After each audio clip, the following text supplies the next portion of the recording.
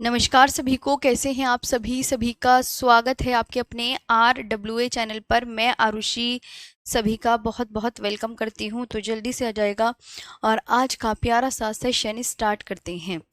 जी, कैसे हैं आप सभी? आई होप सब अच्छे होंगे और बढ़िया भी होंगे और मस्त भी होंगे। स्टार्ट करें आज का सेशन। देखिए ध्यान से।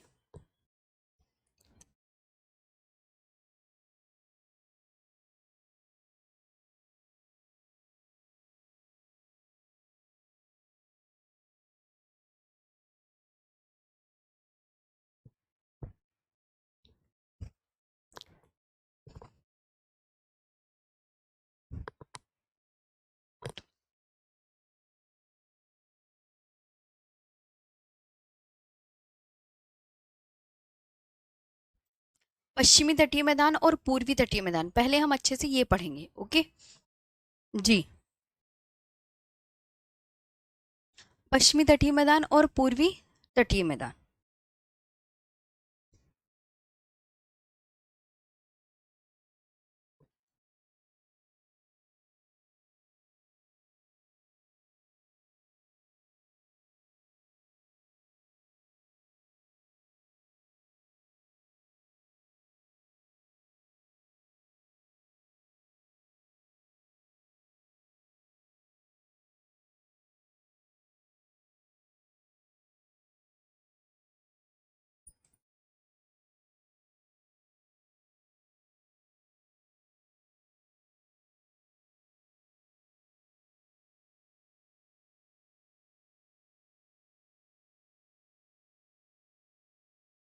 यहाँ तक हो गया था कल।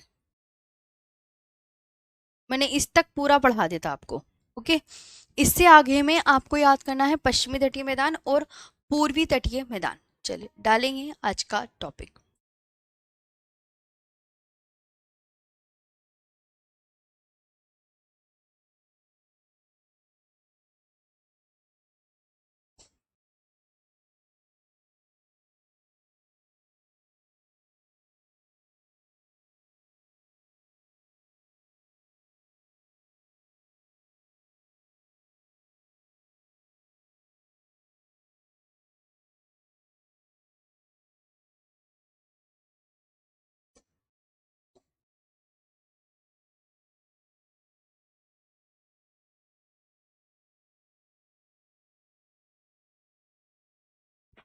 लिखो पश्चिमी तटीय मैदान।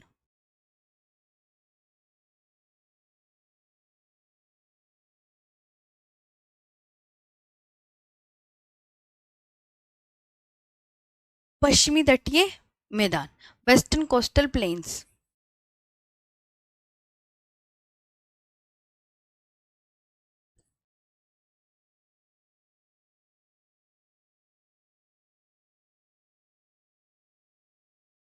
वेस्टर्न कोस्टल प्लेन्स, इसको आप बहुत अच्छे से याद रखेंगे। इसको 3 भागों में डिवाइड करके पढ़ते हैं।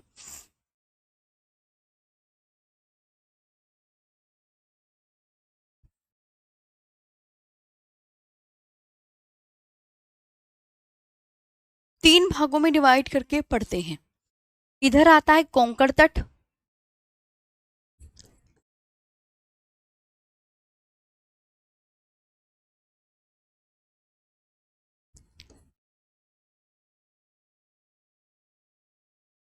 इधर आता है कन्नड़ तट।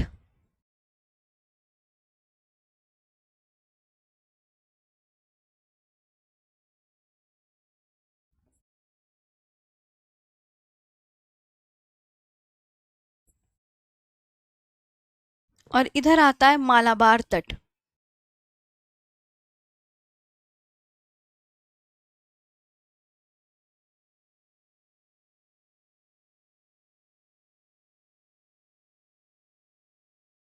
मालाबार कोस्ट।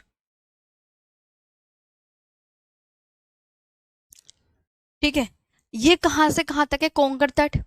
ये आपको याद रखना है कि ये गुजरात से लेकर गोवा तक है।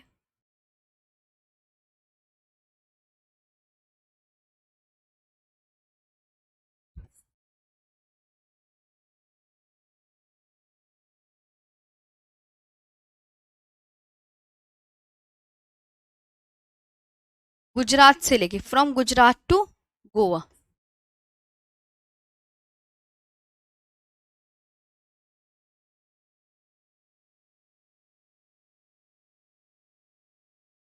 फ्रॉम गुजरात टू गोवा, गोवा से लेकर ये मैंगलोर तक है।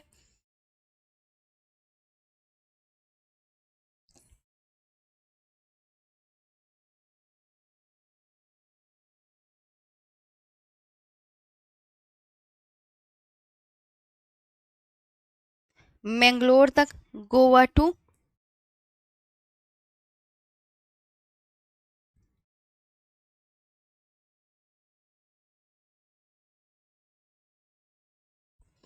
और ये केरल के तट को क्या कहते हैं? के तट को मालाबार तट कहते हैं।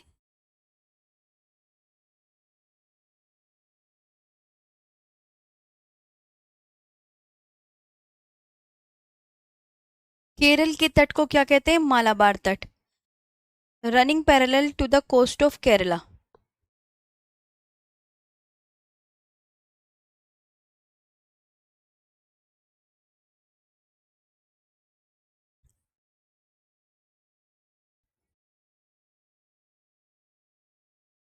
Running parallel to the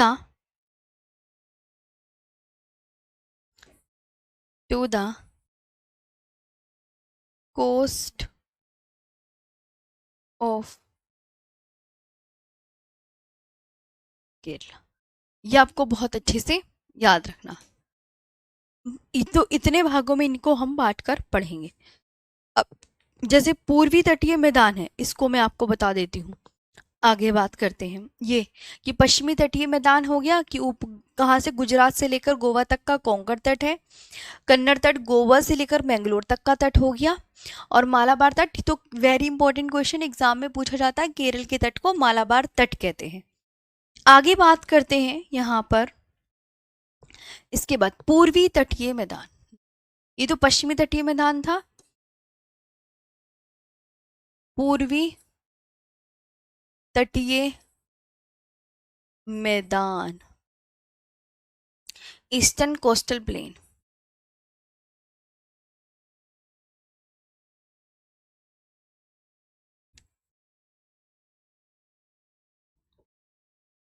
eastern coastal plain, ठीक है। ये कृष्णा गोदावरी डेल्टा से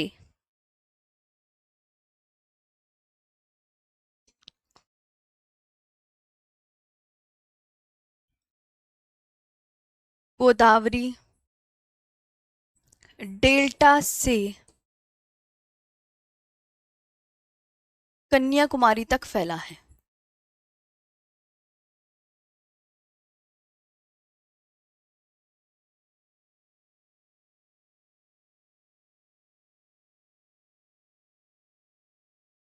कृष्णा गोदावरी डेल्टा से कहाँ तक?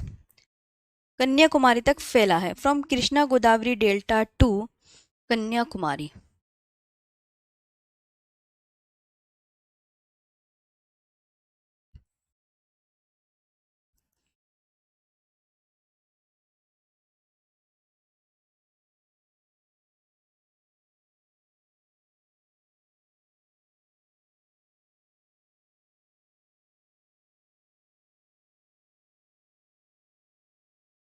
कन्याकुमारी, ठीक है,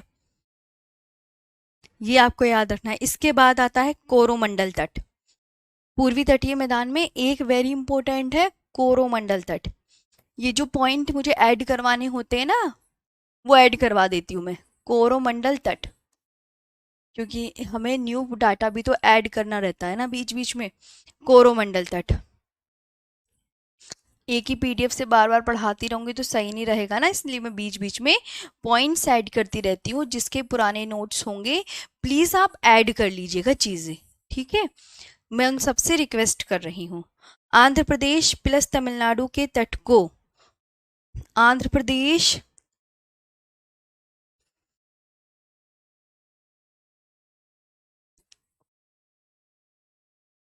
प्लीज तमिलनाडु के तट को आंध्र प्रदेश प्लस तमिलनाडु के तट को कोरोमंडल तट कहते हैं।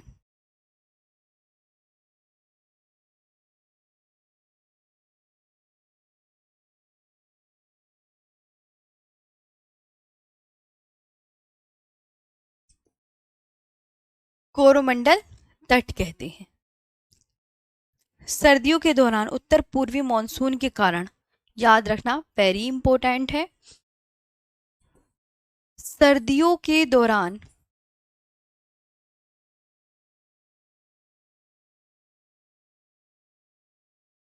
सर्दियाँ आती हैं, आपको पता है। तो सर्दियों के दौरान उत्तर पूर्वी मानसून के कारण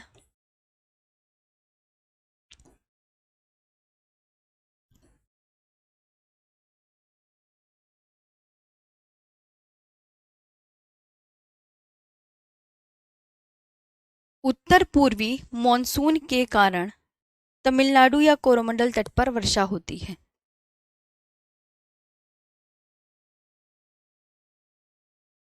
या कोरोमंडल तट पर वर्षा होती है।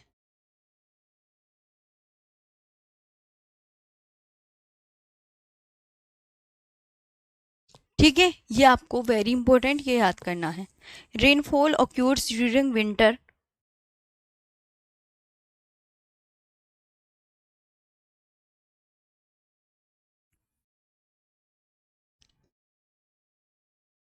ड्यूरिंग विंटर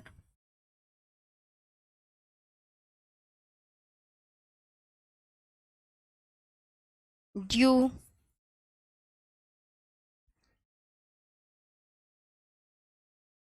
दी नॉर्थ ईस्ट मॉनसून।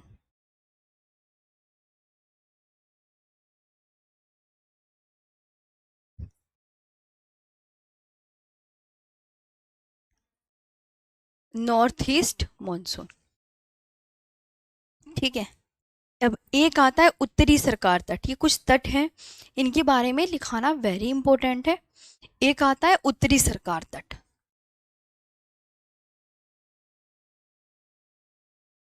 तो आज मैंने सारे तट आपको जो इंपॉर्टेंट थे वो सब लिखवा दिए हैं A to Z। उत्तरी सरकार तट,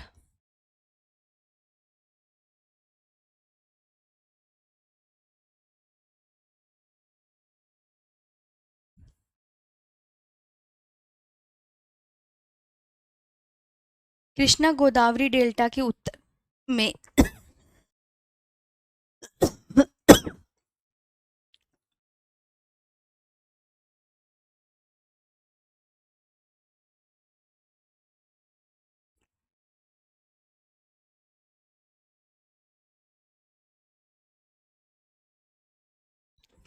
कृष्णा गोदावरी डेल्टा के उत्तर में आंध्र प्रदेश व उड़ीसा का आंध्र प्रदेश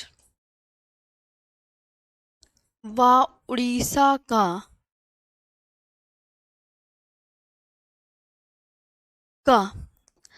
तटीय प्रदेश,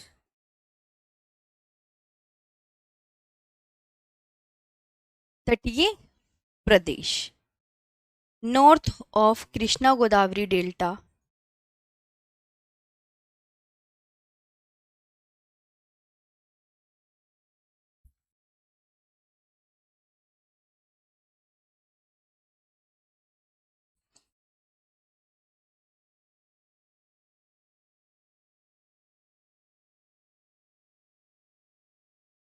north of Krishna Godavari delta to Andhra Pradesh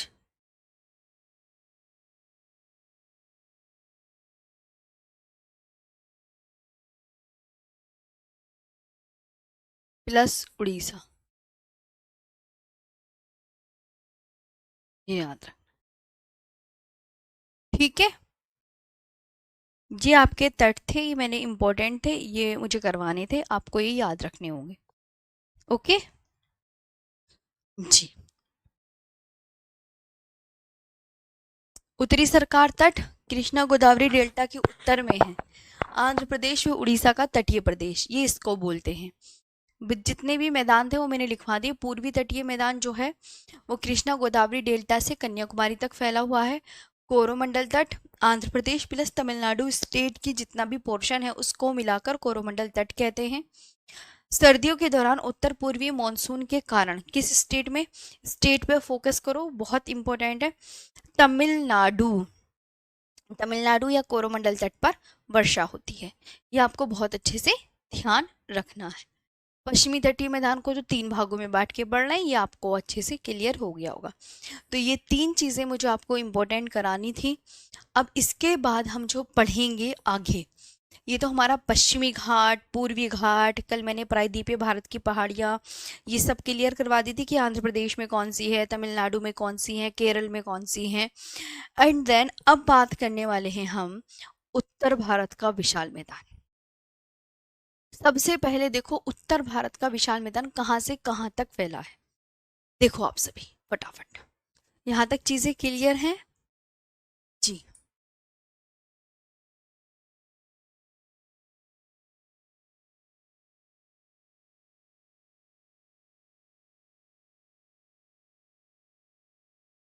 rakhi Rathore ji, black background आ गया है, आप टेंशन न लीजिए। उत्तर भारत का विशाल मैदान जो है वो किस किस स्टेट में फैला हुआ है, आप इनके नाम पढ़ लो। उत्तर भारत का विशाल मैदान अब एक न्यू टॉपिक है। जितने भी हमारे तटीय मैदान थे वो क्लियर हो गए हैं। ये अब आता है हमारा न्यू टॉपिक, न्यू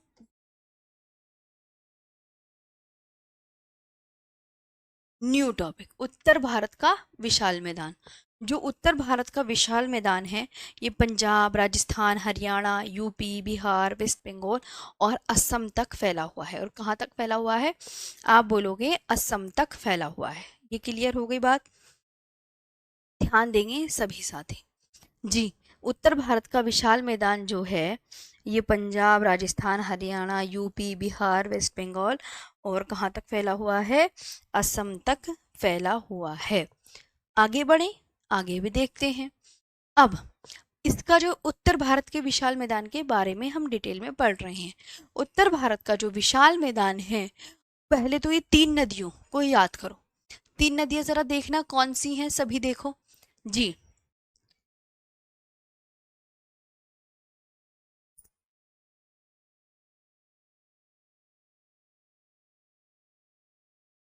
जी, ये 3 नदियां कौन सी हैं ये बताइए फटाफट से। तो ये 3 नदियां, उत्तर भारत का जो विशाल मैदान है वो इन 3 नदियों की वजह से बना हुआ है।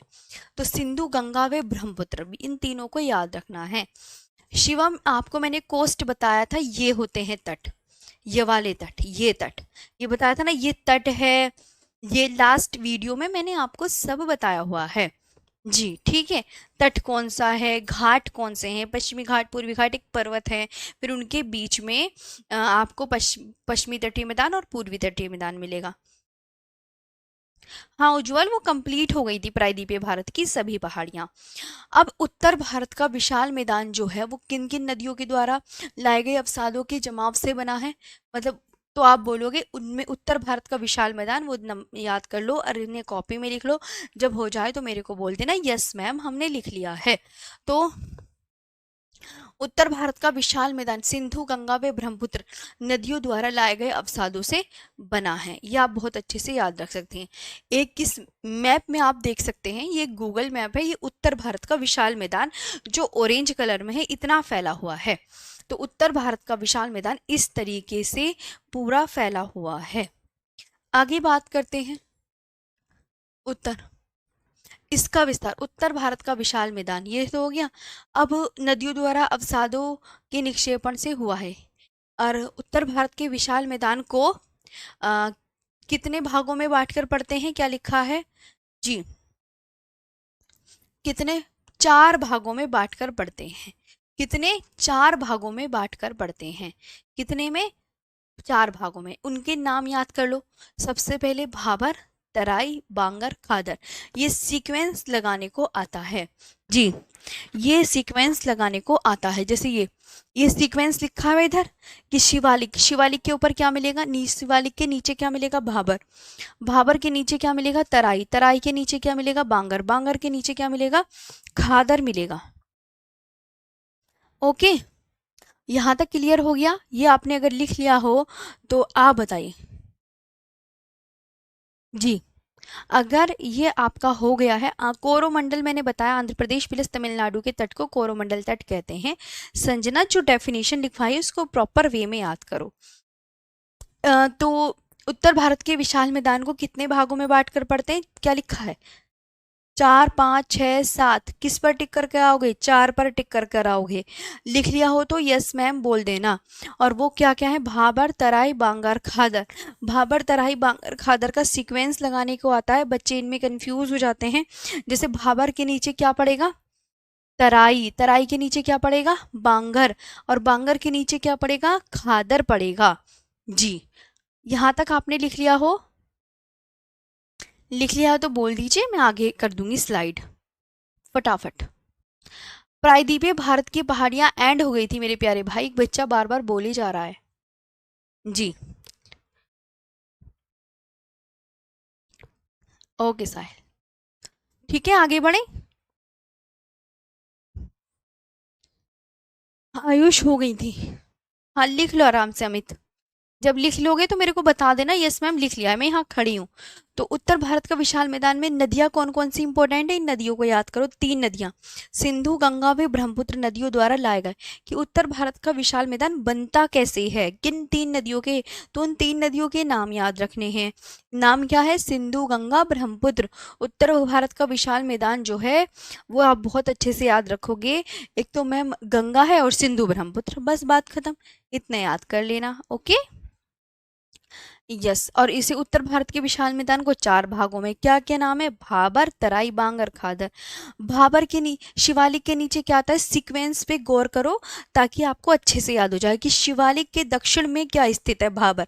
भाबर के दक्षिण में अगर जाओगे तो तराई, तराई के दक्षिण में बांगर, बांगर के दक्षिण में खादर। अब आता है भाबर। भाबर कैसा क्षेत्र होता है? ये है मैप, आपको मैं यहाँ पे आप सब देख लेंगे। जैसे ये हिमालय है तो हिमालय की ये कौन सी श्रेणी है? सबसे लास्ट वाली। हिमालय की सबसे दक्षिणतम श्रेणी का नाम है शिवालिक, या नवीनतम श्रेणी भी बोल सकते हैं क्योंकि शिवालिक श्रेणी जो है हिमालय की सबसे बाद में बनी, इसलिए इसे नवीनतम श्रेणी बोलते हैं। इसके आगे चलते हैं तो हमें देखने को मिलता है भाबर। भाबर कैसा क्षेत्र है? तो आप बोलोगे मैम पत्थर पत्थर पड़े हुए हैं। क्या पड़े हुए हैं? पत्थर पत्थर पड़े हुए हैं। तो ये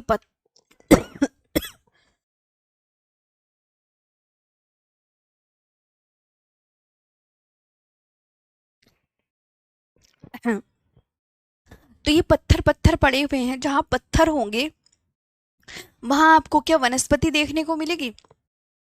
वहां बहुत कम वनस्पति पाई जाएगी। ठीक है, वहां बहुत कम वनस्पति पाई जाएगी। क्या ये खेती के लिए उपयुक्त होगा? भाई पथरीला जगह है तो पथरीला क्या खेती के लिए उपयुक्त होगा? आप बोलोगे नहीं मैम खेती कहाँ से हो जाएगी, तो ये खेती के लिए उपयुक्त नहीं होगा। यहाँ पे कुछ नदियां बह रही हैं लेकिन इतने मोटे मोटे पत्थर हैं कि जो भाबर क्षेत्र की नदियां हैं वो पत्थर के नीचे से बह रही हैं, तो इसलिए नदियां यहाँ पर विजिबल नहीं है। पत्थर जो है, नदियां क्या है? अदृश्यमान। तो कहाँ की नदियां अदृश्यमान है? तो भाबर क्षेत्र की नदियां हमें किसी को दिखाई नहीं देती, पत्थर कंकड़ के नीचे नदियां बहती हैं, इसलिए यहाँ की नदियां अदृश्यमान है। फिर हम आगे चलते हैं तो भाबर के दक्षिण में क्या मिलेगा? तराई।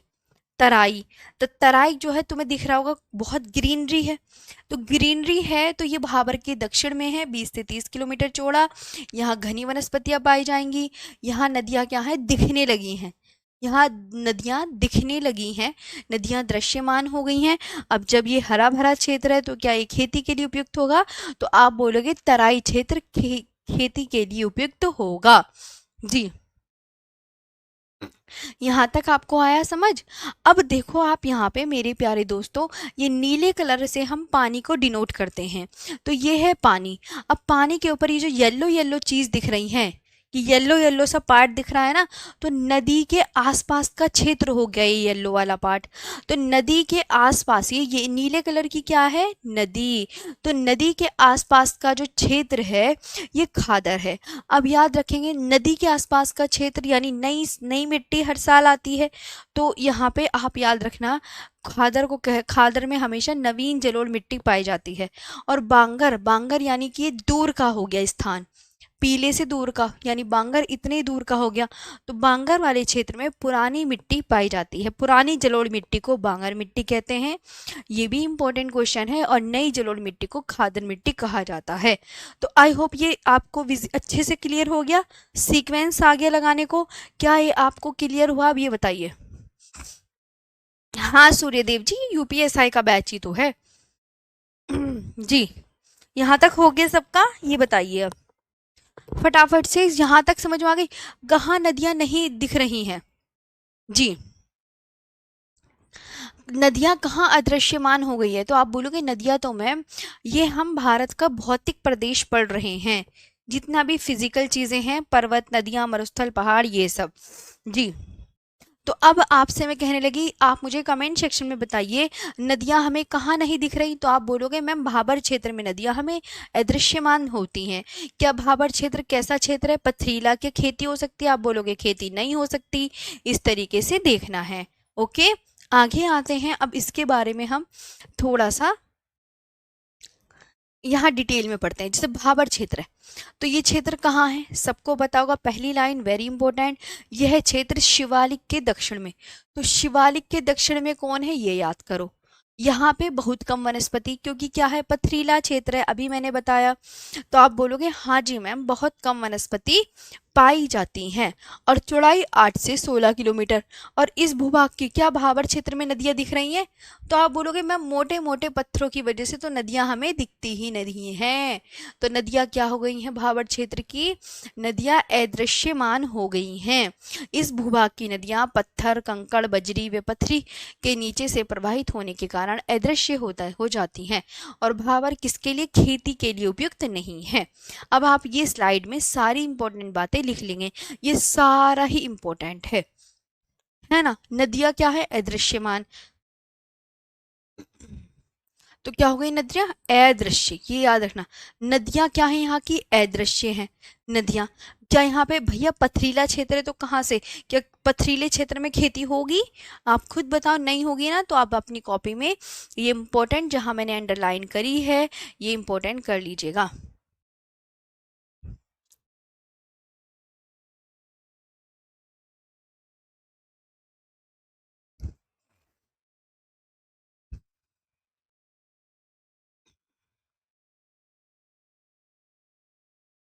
आगे आए,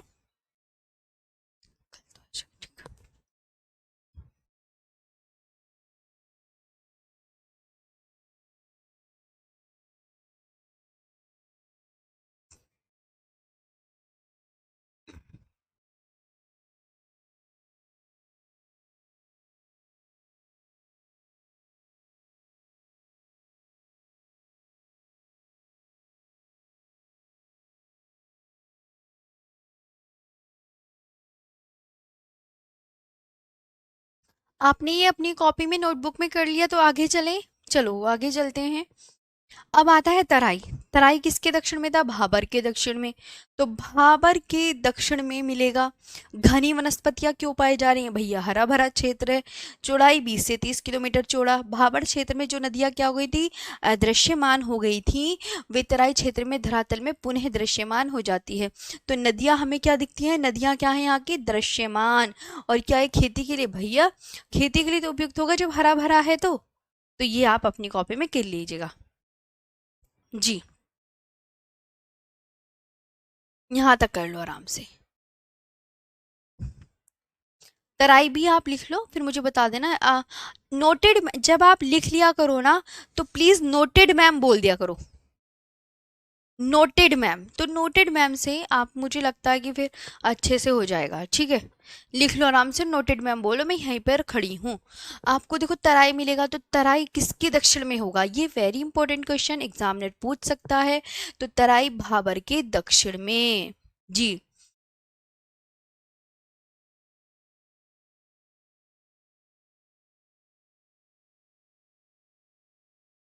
जी।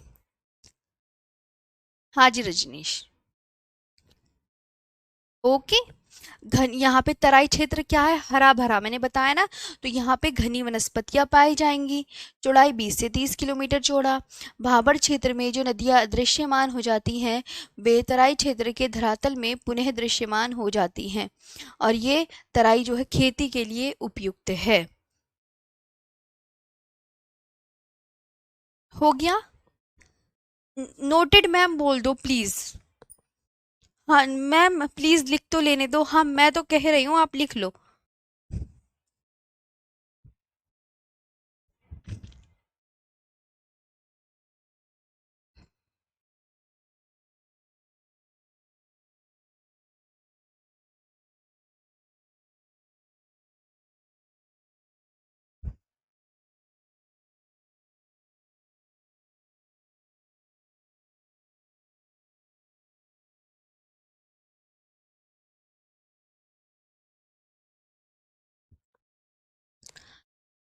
अच्छा ये प्रीवियस ईयर क्वेश्चन है, ये एग्जाम में जैसे आपसे एग्जामिनर ये प्रीवियस ईयर क्वेश्चन है, आप इन्हें भी नोट कर सकते हैं, है ना।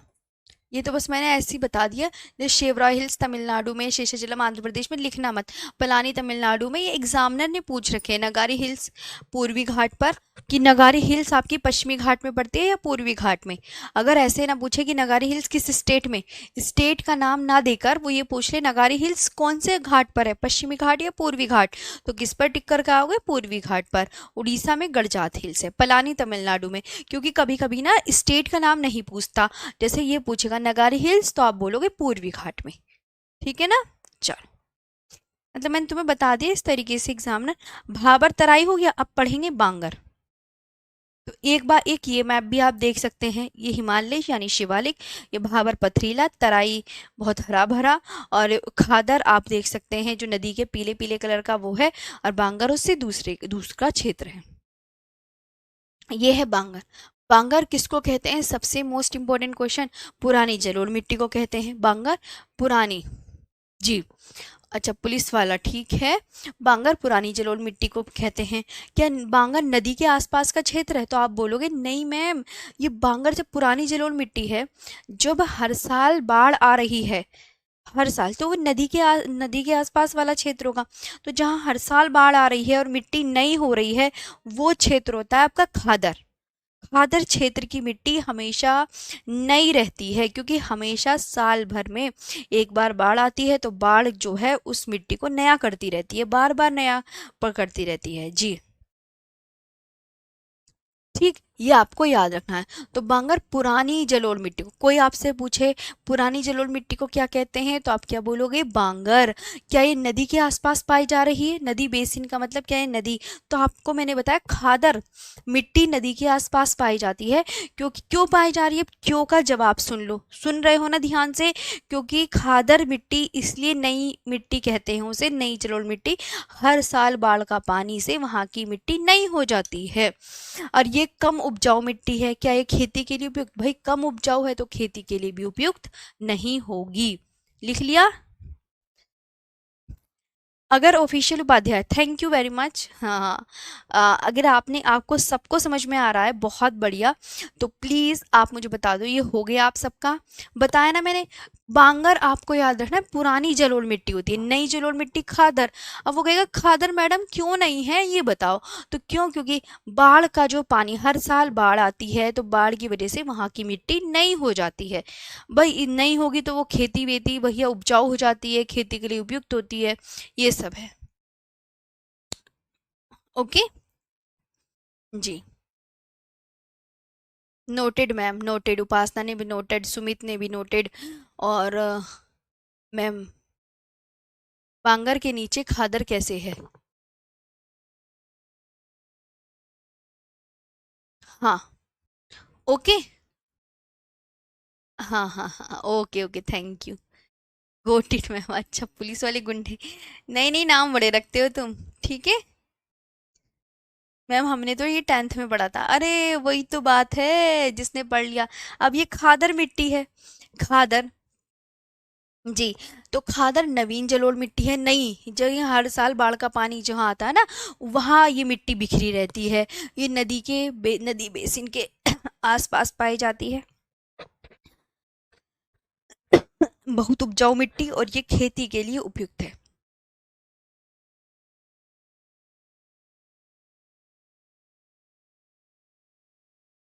हो गया, ये खेती के लिए उपयुक्त है। अब इसको लिख लो, खादर।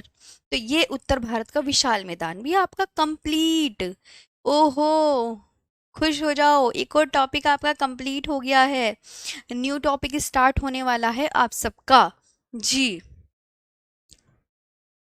तो खादर नवीन जलोढ़ मिट्टी है, नदी बेसिन के आसपास पाई जाती है और बहुत उपजाऊ मिट्टी। जब भाई हर साल बाढ़ का पानी आ रहा है और नई मिट्टी हो जाती है तो बहुत उपजाऊ मिट्टी होगी। क्या ये खेती के लिए उपयुक्त होगी? हाँ, बिल्कुल खेती के लिए भी उपयुक्त होगी।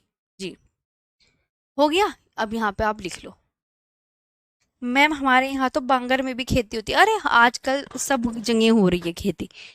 इतनी पेस्टिसाइड है, इतनी उर्वरक है, इतना सब कुछ आ रहा है, कीटनाशक आ गई हैं। क्या नहीं आ गया, यूरिया, पता नहीं खाद कौन कौन से अच्छे अच्छे आ गए हैं। हर जगह भाई खेती हो सकती है, पॉसिबल कर दिया है आजकल। ओके। तो अब अगर आप ये कर लें तो इसको भी मुझे बता दीजिएगा। कोई बात नहीं हर्षित, बस याद कर लेना। जैसे खादर नवीन जलोढ़ में अब एग्जामिनर आपसे पूछेगा खादर कैसी मिट्टी है, नई मिट्टी है पुरानी, तो दिमाग में बिठा लो नवीन जलोढ़ मिट्टी। क्यों? क्योंकि हर साल बाढ़ का पानी जो है इसे नया कर देता है, वहाँ की मिट्टी नई हो जाती है।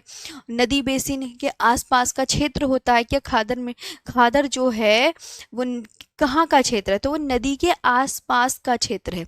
और ये क्या है? बहुत उपजाऊ मिट्टी है और ये खेती के लिए उपयुक्त है। बेसिन का मतलब found close to the river basin, नदी के आसपास का क्षेत्र। बेसिन का मतलब होता है नदी के आसपास का क्षेत्र, नदी के आसपास का क्षेत्र। बेसिन का मतलब ये। तो ये टॉपिक आपका कंप्लीट हो गया है। एक न्यू टॉपिक की ओर आप बढ़ गए हो। New topic, Diu. लो भाई, अब तुम्हें क्या मिलेगा? कल को तुम्हारी वर्कशीट भी अपलोड करवानी पड़ेगी, क्योंकि अब नया टॉपिक स्टार्ट हो गया ना। तो अब तुम्हारे एक न्यू फोल्डर से हाँ, पीडीएफ देनी पड़ेगी, अपलोड करवा दूंगी मैं। क्वेश्चन लगा लेना फिर आराम से बैठकर। ओके, थैंक यू शिवम भाई। आइलैंड क्या होता है? देखो आइलैंड, आप देख रहे हो चारों ओर पानी है, वैसी इमेज निकाल के दिखा देते हैं।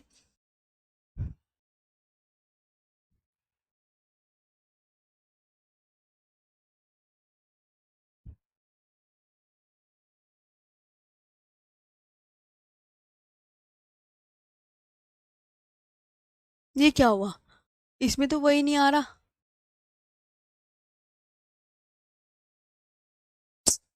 चलो, आइलैंड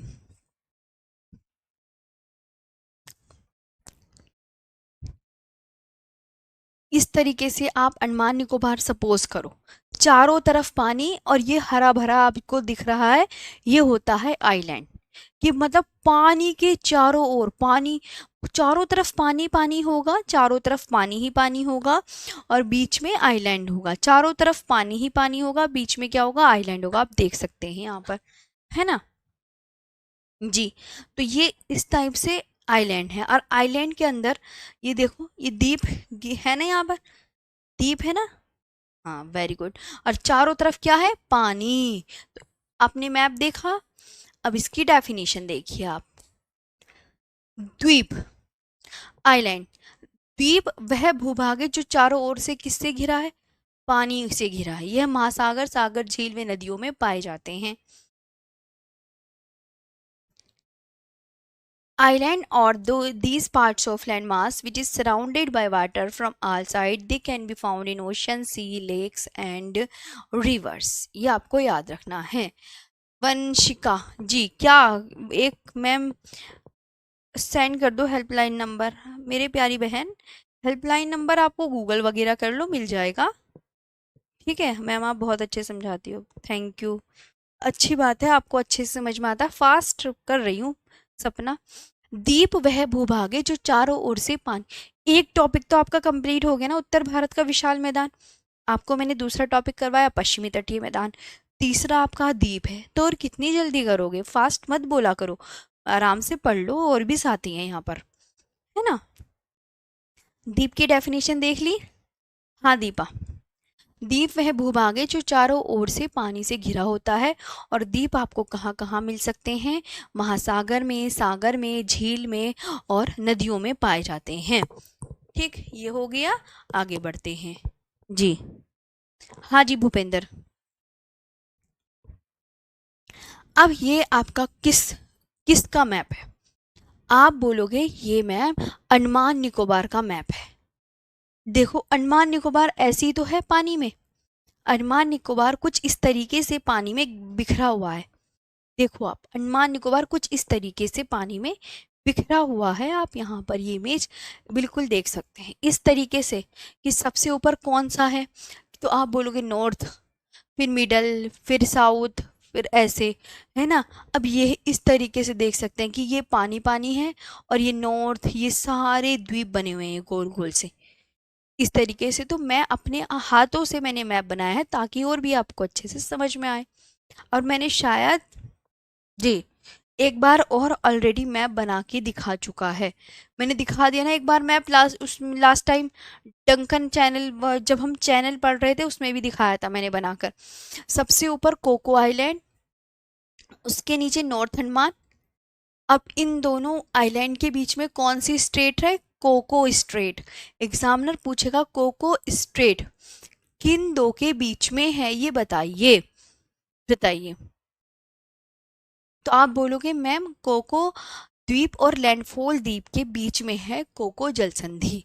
नॉर्थ, अब ये सीक्वेंस याद करना है, जैसे आपको मैं यहाँ पर याद करा दूं, कोई बात नहीं, एक रफ मैप बना लेंगे। जैसे अंडमान निकोबार के मैप का सीक्वेंस किसी को याद है, अगर किसी को याद है तो प्लीज मुझे बताओ ये वाला कौन सा मैप है, ये कौन सा है।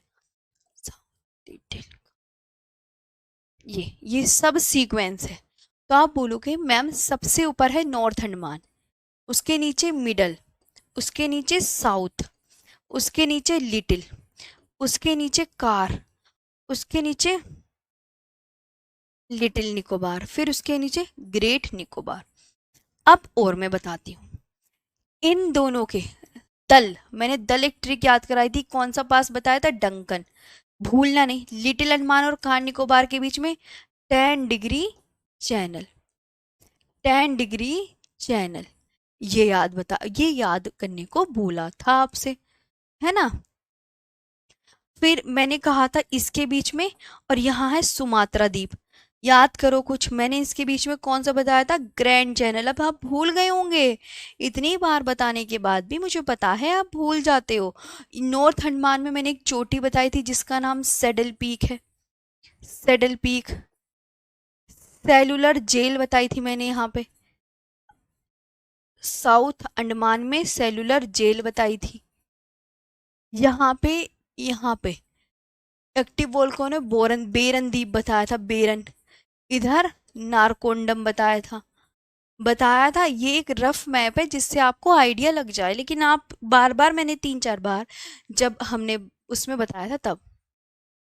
ओके ठीक है, तो ये सीक्वेंस याद है आपको अंडमान निकोबार के मैप का, ये बताइए। तो आप बोलोगे north Andaman, middle Andaman, south Andaman, little Andaman, car Nicobar, little Nicobar, great Nicobar और सुमात्रा, ये आपको याद रखना है। हर्ष, मैंने आपको चैनल जब पढ़ाए थे तब भी तो याद करवाया था, याद करो, तुम भूल कैसे जाते हो। ऐसे से भूलोगे तो फिर तो तुम जरूर समझ लोगे, कुछ अपना एफर्ट भी लगाओ, याद करो। चलो अब इधर देखो, ये तुम्हें मैंने, अब देखो सीक्वेंस देखो पहले, इधर आओ सब, सब प्लीज इधर आओ, सब प्लीज इधर आओ।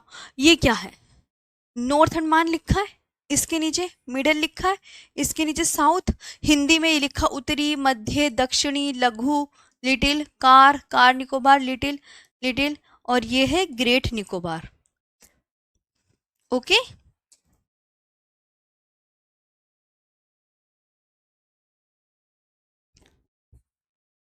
ग्रेट निकोबार, देख लो आराम से।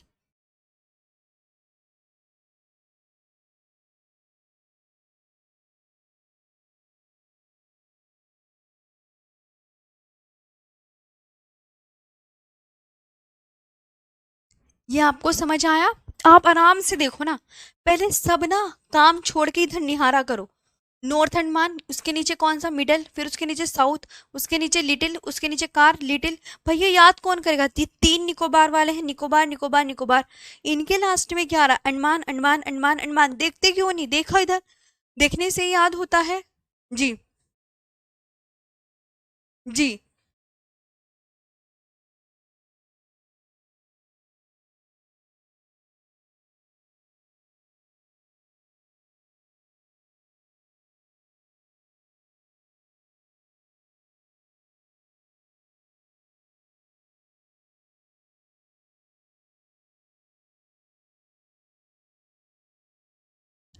ओके। हाँ।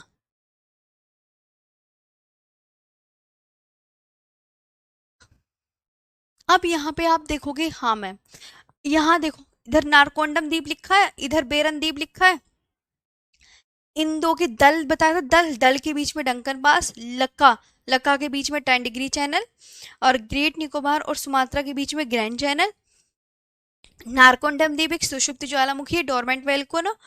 ये बिल्कुल उत्तरी अंडमान के सामने बनाइएगा, मध्य अंडमान के सामने बेरन द्वीप एक्टिव वोल्कन है, सक्रिय ज्वालामुखी। फिर दक्षिणी अंडमान के सामने दो द्वीप बनाइए, हैवलॉक द्वीप और नील द्वीप। ये अंडमान निकोबार का पूरा मैप हो गया। देखो मैंने कितना इजी वे में आपको यहाँ पर समझाया, समझाया ना मैंने, है ना? कि सब ये कोई भी बना लेगा जिसको इजी लगेगा। हाँ जी मैम, अब तो हम बना लेंगे। आपने बताया नॉर्थ अंडमान, उसके नीचे आपने बताया मिडिल अंडमान, उसके नीचे आपने बताया साउथ अंडमान, उसके बीच में बताया नीचे लिटिल अंडमान। फिर आपने कहा तीन निकोबार वाले, कार निकोबार, लिटिल निकोबार और ग्रेट निकोबार। ये तो बार बार रिवीजन करोगे तभी याद होगा। फिर आपने कहा कि मैम दल वाले के नीचे डंकन है, और लका के नीचे 10 डिग्री चैनल है, इसके नीचे यहाँ पे ग्रैंड चैनल आ गया, बताया था। ये सुमात्रा, सुमात्रा द्वीप आपका कहाँ का है? तो ये भी पता होना चाहिए, इंडोनेशिया, इंडोनेशिया का। इसके सामने नारकोंडम बताया मैंने। अच्छा शायद नारकोंडम है सबसे ऊपर, है ना? सबसे ऊपर नारकोंडम, हाँ। इसके सामने मैंने नारकोंडम बताया मैंने, उसके नीचे मैंने बेरन बताया, बेरन, और साउथ अंडमान के सामने दो द्वीप बताए जिनका नाम हेवलॉक द्वीप और नील द्वीप। की इन दोनों के सामने यहाँ हैवलॉक मिलेगा और यहाँ पे आपको नील द्वीप मिलेगा। बताएं हैवलॉक और नील। जी। ये तो आपको याद करना है ऐसे। तो अब ये आपको ये क्या बना के दिखाया? अंडमान निकोबार का मैप बनाया। क्या बनाया मैंने? अंडमान निकोबार का मैप। जी। आप ऐसे ही कर लो। आप तो अगर लिखना है सीक्वेंस ही तो याद करना है, आप सीक्वेंस याद करो। जी। आराम से देखो, मैंने यहाँ पे भी एक मैप बना के दिखाया है। एक बार इधर आ जाओ, नॉर्थ अंडमान सीक्वेंस देखो पहले। सभी साथी यहाँ पर सीक्वेंस देखेंगे।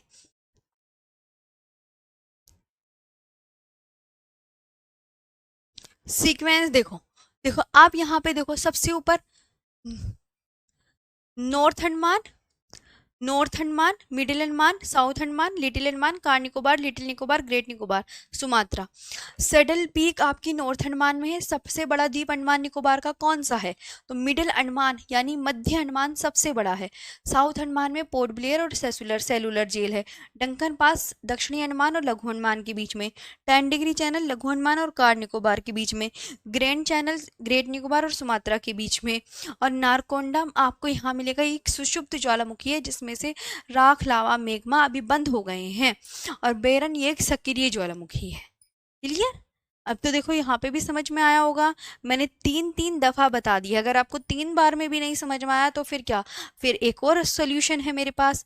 सोल्यूशन तो भैया आपके लिए आपके लिए लाने ही होते हैं, क्या करे जाएं। हाँ बताओ क्या करें? तुम्हें सोल्यूशन नहीं कराएंगे तो और क्या। ठीक है। अब यहाँ देखो,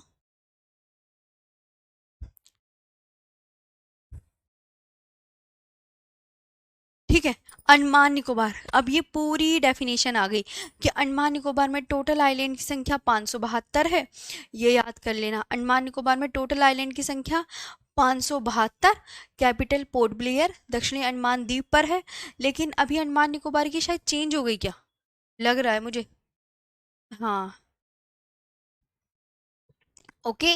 और आर्कीपेलागो, ए द्वीपों का समूह, वेरी इंपॉर्टेंट, कि आर्कीपेलागो किसे बोलते हैं, कितने द्वीप हैं, वेरी इंपॉर्टेंट।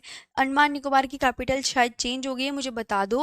और 10 डिग्री चैनल अंडमान को निकोबार से अलग करता है। डंकन जल संधि दक्षिणी अंडमान व लघु अंडमान को अलग कर रही है। कि 3-4 बार मैप दिखा दिया है मैंने।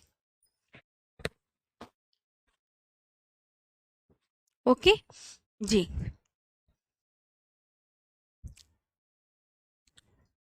चैनल ये भी कह सकते हैं, चैनल की डेफिनेशन मैंने इतनी अच्छे से पढ़ाई है जब हम चैनल का टॉपिक ही पढ़ रहे थे। हाँ, कि चैनल इस उद्देश्य से भी कह सकते हैं कि वो दो महासागरों को आपस में कनेक्ट कर रहा है और दो भूमियों को अलग कर रहा है। जी,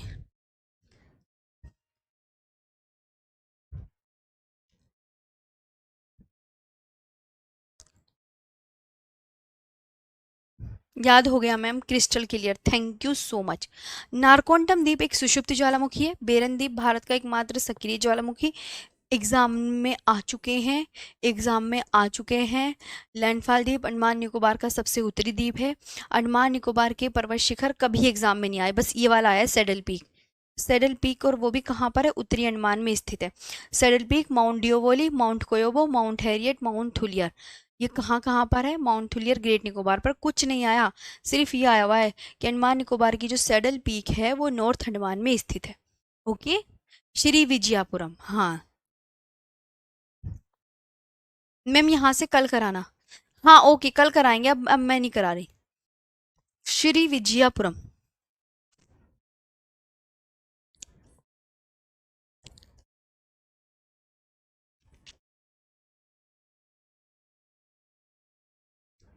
श्री विजयापुरम, बस कीजिए मैम। हाँ हो गया, मैंने तो ये आपकी लास्ट लो खत्म हो गई।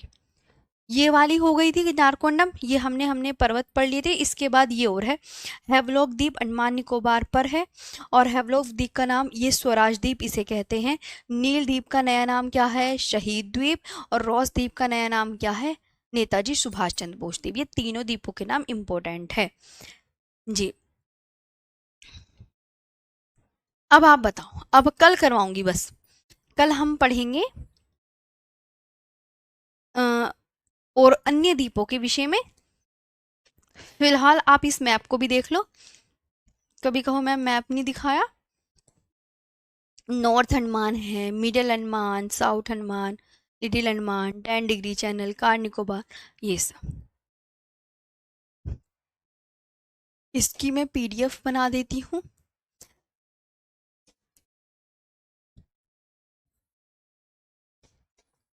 अब बताओ आज का आपको ये प्यारा सा सेशन कैसा लगा।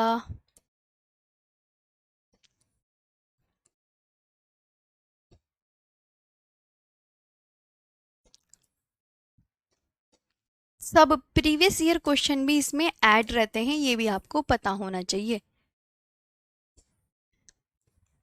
मैं प्रीवियस ईयर क्वेश्चन भी पढ़ा देती हूँ, आपको पता है ना, इसी में ही पढ़ा देती हूँ। और आपको मिलेगी स्लाइड, हाँ। अब आपको मैं देती हूँ प्रीवियस ईयर क्वेश्चन की स्लाइड। थैंक यू, अच्छे समझ में आया तो जी।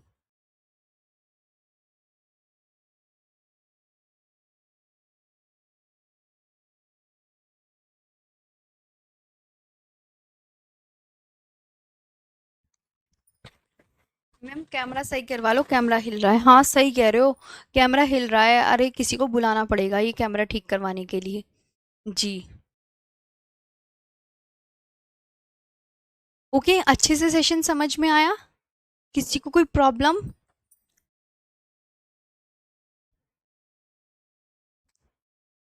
चलो थैंक यू मैम, बहुत अच्छा लगा, बहुत नीक लगा मैम जी। नीक नीक क्या होता है, यानी अच्छा लगा, बहुत शुक्रिया।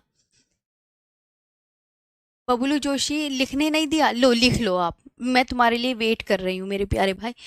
लिख लो आराम से, ये वाली स्लाइड रहने दो, लिख लो आप। तुम अपना दिल खुश रखो, आप परेशान मत हो। लिख लो आप, क्यों परेशान होते हो? लिखो, चलो फिर मेरे को बताना, यस मैम लिख लिया। अच्छा, प्यारा सा सेशन था, थैंक यू। लिख लो सब।